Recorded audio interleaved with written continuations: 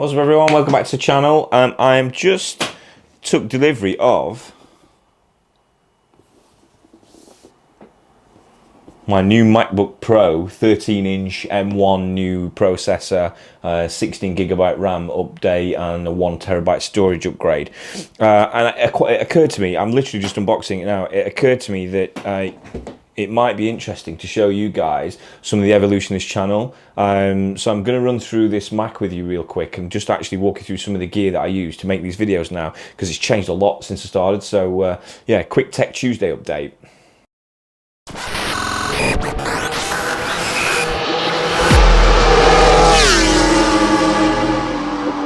So up to this point, I've basically been editing all my videos on this here, which is my old work laptop. It's about 3 years old now, 4GB of RAM, I think, i5 processor, and it's absolutely struggle bus. It's impossible to edit 4K, there's just not enough power. I've tried it before and it takes forever. A 1080p 20-minute video on average takes 5-6 hours to render.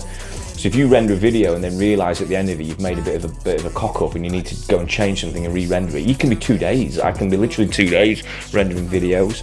But this MacBook here, look, I've got a confession to make. I did the unboxing because I was like a giddy kid in a sweet shop, and then before I'd even remembered to get the camera out, so my bad. But I'm just unboxing it now and charging it up. So this is it, 13-inch space grey version.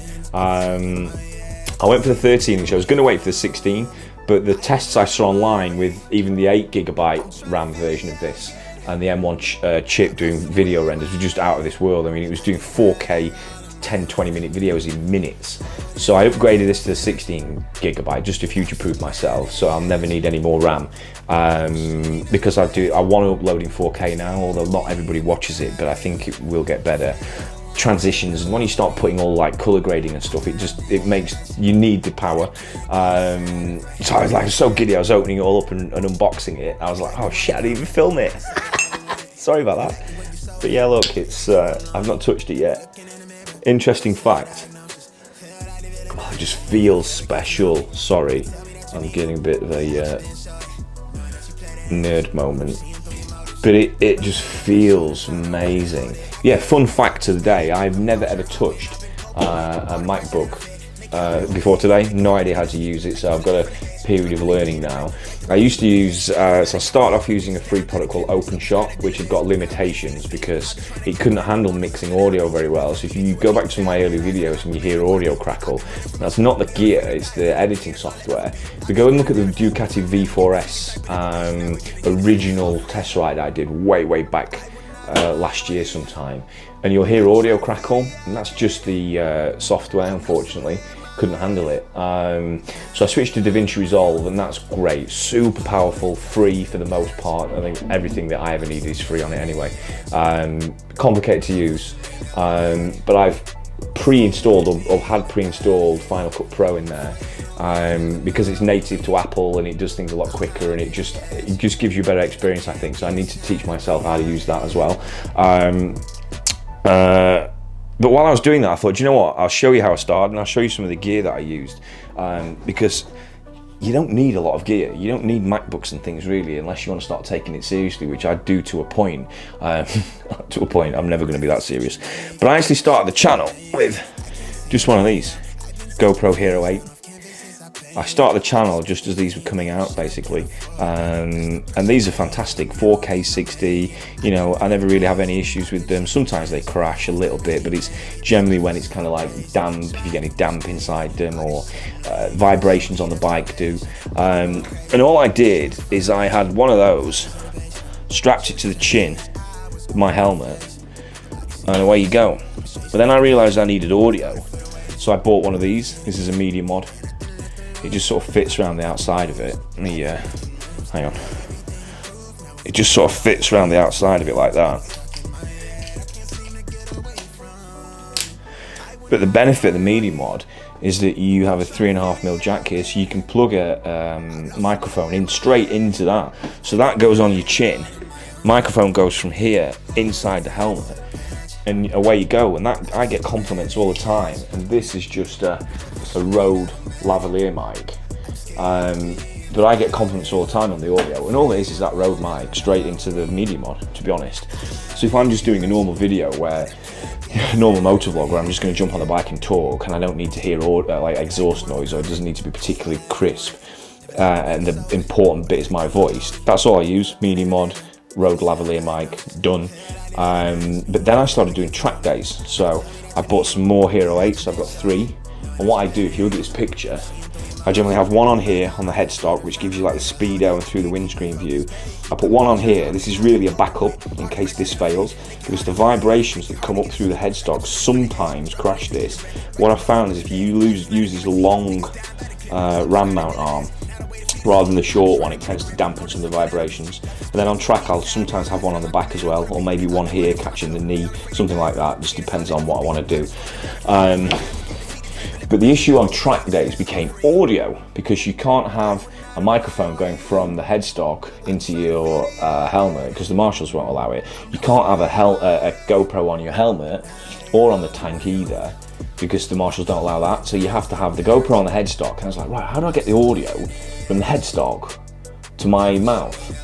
So I found these. This is called a Rode Wireless Go, and it's a wireless transmitter. So the Rode Lav mic is plugged into the Rode Wireless Go. Sorry for me touching this, is making it crackle. It plugs into the Rode Lav mic plugs into the Rode Wireless Go, and then the receiver can go on here, right? So then I've got my receiver on the bike. I put the other end, I clip it on here, like that. So the other end of the Rode Wireless Go goes on here, and then the microphone just slots in at the side of it here and plugs straight in. If you see, it's plugged in here, plugged into the, which end is it? Here, look, plugged in there like that. And that's all you get. So I have this and this in the helmet, and they plug in, and I just hide all the cables inside the helmet, and that gives me wireless audio at the track if I want to do that. But then I wanted to get better audio if I wanted to get things like exhaust noise while I'm riding and things like that. Think about who's the guy on YouTube, Superbike Racer. He's really good at this. This isn't enough to get good audio. It comes in through the helmet, but it's just the exhaust just sounds tinny. So I bought one of these. This is called a Zoom H4n. And this used to fit, this was cool actually, this used to fit underneath the seat on the Kawasaki's LX6R. There's no room under the Aprilia, so you have to have some sort of backpack or something like that to fit this in.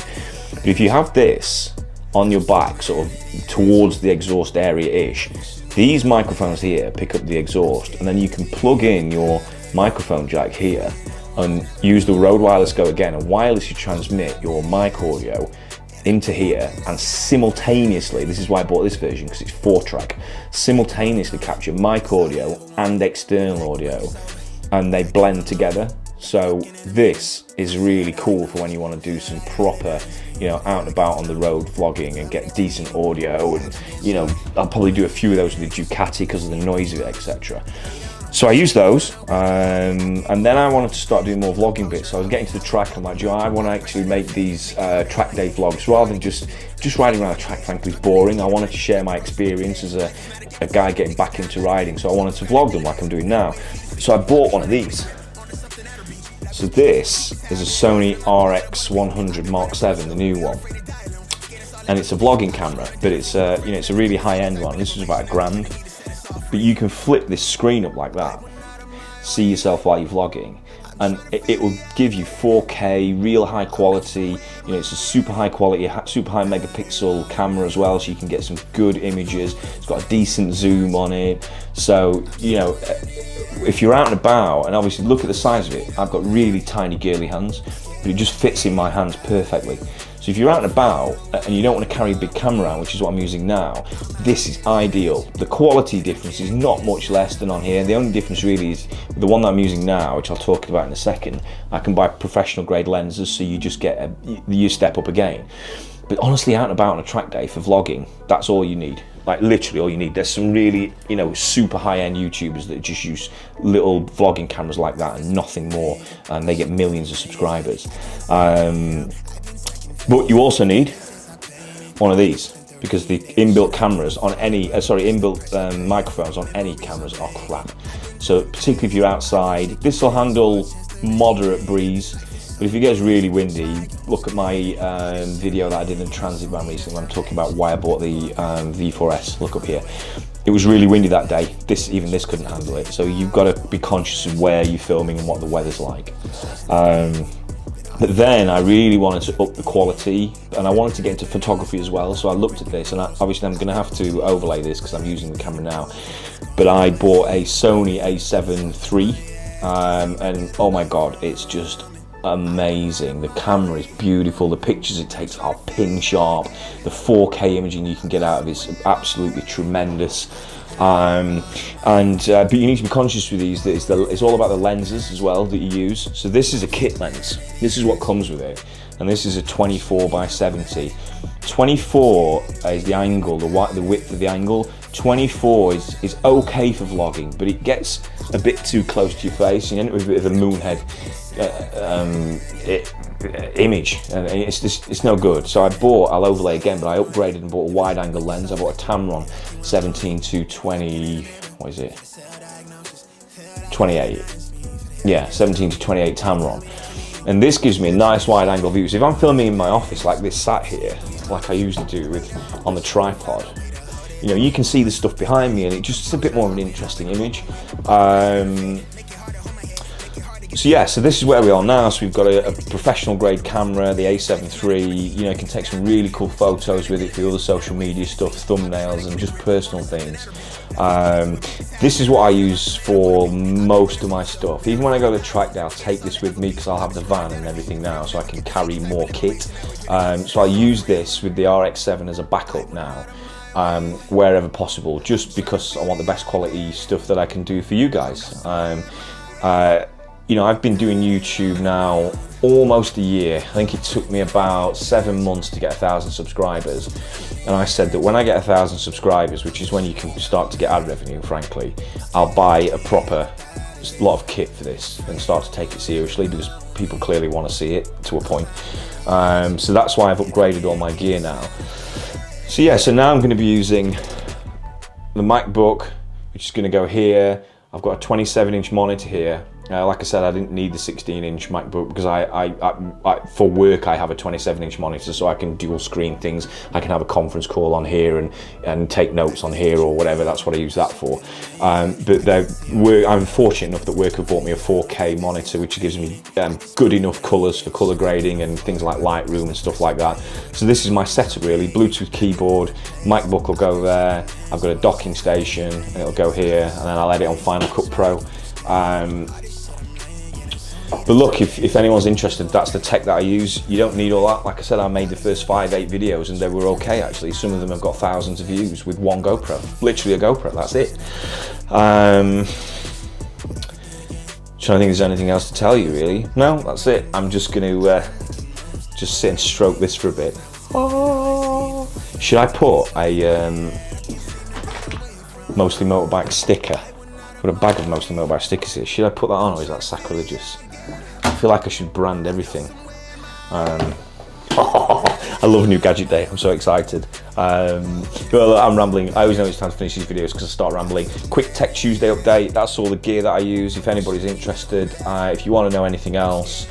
Oh, the music. I get the music and copyright-free stuff from a place called Epidemic Sound. I pay a subscription there. It's 10 quid a month. Any tunes, you know, there's a massive array of songs, sound effects, etc. to add onto your videos, because you don't want to get copyrighted because they'll take your channel away. You can't just put any old songs on there.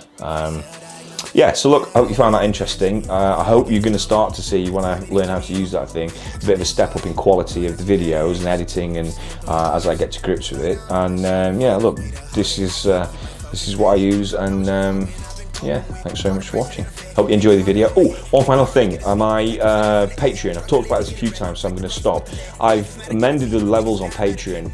I didn't position it right. I want to make sure that everybody can have a chance to contribute who wants to, and I think I set the tiers a bit wrong. So you can join the Patreon now for £1, literally £1. So it's £1, £2, and £7, £7.50 I think. If you're in the £7.50 tier for 3 months or more, on the 1st of June, I will be drawing a member of that tier and you will win a free track day or off-road day of your choice. UK track only, I'm afraid.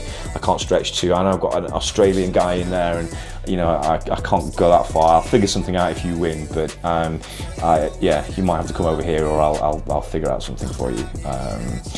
But maybe when I get a few more subscribers, we can start making that a global thing, and I'll come out and see you guys globally. But yeah, if you're in that tier of Patreon, you'll get free track day. All the other 2 tiers, you get like early access to videos, ad-free, all sorts of other cool behind-the-scenes stuff. So if you want to support me, head over there. I've lowered all the rates to a level where everybody can be a part of it now. So that's the point. So yeah. Right, I'm done. Thank you. Thanks very much for watching. I hope you enjoyed the video, and I will see you on the next one. Cheers.